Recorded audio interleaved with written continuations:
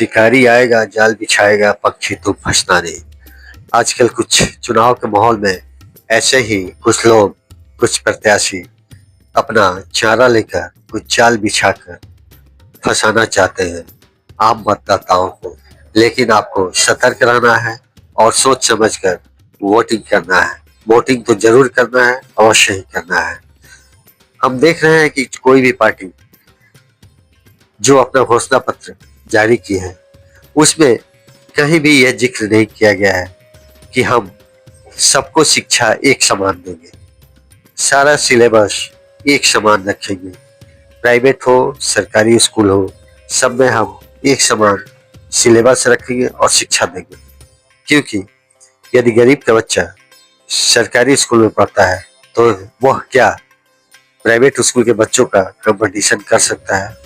क्योंकि उसका सिलेबस अलग होता है, इसका सिलेबस अलग। इसी कारण कई प्रकाशक, पब्लिशर्स जो अपनी किताबें प्राइवेट स्कूल में चलवाती हैं, करोड़ों अरबों का कारोबार करती हैं।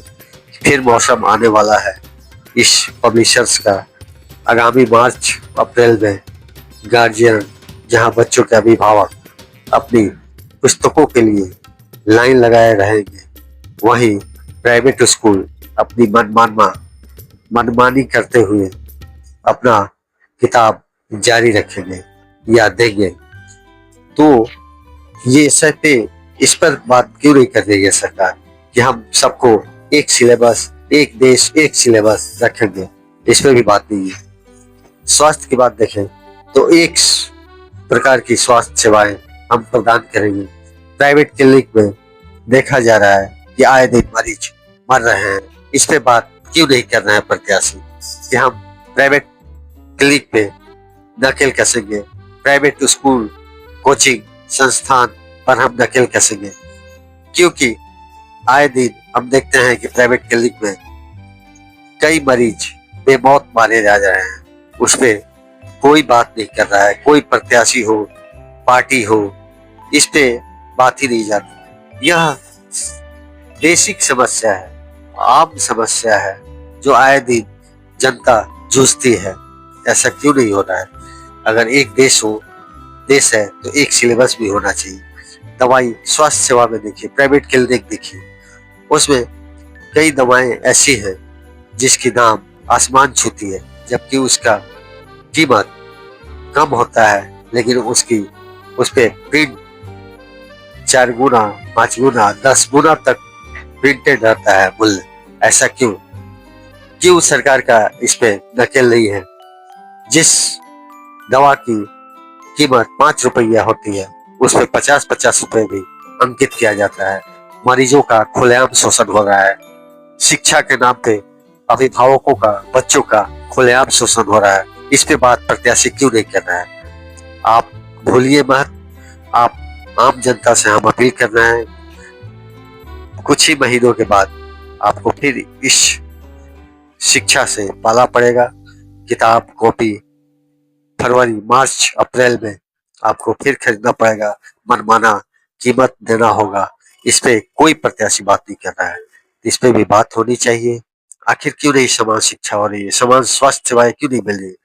बड़े बड़े नेता हो, विधायक हो या जो हो, बड़े लोग, उनका अगर बीमार होते हैं तो वो कहाँ जाते हैं? आप देख लीजिए, बड़े बड़े हॉस्पिटल हैं। यहाँ तक कि आपके रहनुमा जो कहते हैं हम आपके सच्चे रहनुमा हैं, वे तो विदेश चले जाते हैं अपना इलाज कराने।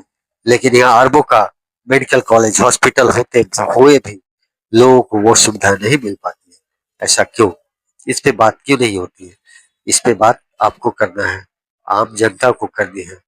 आए दिन भ्रष्टाचार विभागों में कौन जाता है? किसका पाला पड़ता है? आम जनता का पाला पड़ता है। वो चाहे स्वास्थ्य हो, अंचल में चले जाइए, रजिस्ट्री में चले जाइए, डीटीओ ऑफिस में चले जाइए, आपको क्या वहां पे समस्या उठानी पड़ती है?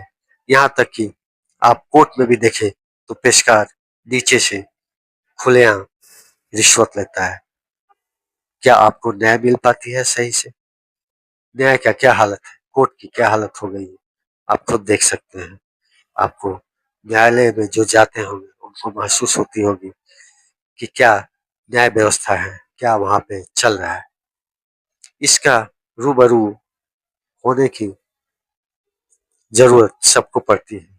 सब थाना में चलेगी, कोर्ट में चलेगी। यदि जो जाते हैं वे उन दिनों को याद करते हैं, करके अपना वोटिंग करते हो कीजिएगा कि हमें थाना में क्या मिलता है, हमें कोर्ट में क्या मिलता है, हमें अंचल ब्लॉक में क्या मिलता है, किस प्रकार की सेवाएं वहां पे दी जा रही है। आप खुद स्वयं अंदाजा लगा सकते हैं। इस बेसिक समस्या, ये जो मूलभूत समस्या है, उस पे कोई भी प्रत्याशी या पार्टी बात नहीं कर रही है। क्यों? ये आप खुद समझ रहे हैं। बात उस पे होनी चाहिए जिससे आप रूबरू हो। विकास का क्या मतलब होता है? सड़कें हो, सड़क सरकार बनाती है तो क्या उस पे टैक्स नहीं ले रही है? आप देख रहे हैं सड़कें बनी हैं, बड़ी बड़ी सड़कें बनी हैं, लेकिन टोल टोल टैक्स आपको जगह जगह देना पड़ता है, वो भी छोटी मोटी राशि नहीं, बड़ी राशि के रूप में। तो कौन सा एहसान कर दिया? आपने टैक्स दिया, उसका सड़क बने। लेकिन हमें जो समस्या है उसका समाधान होना चाहिए, इस पे बात होनी चाहिए।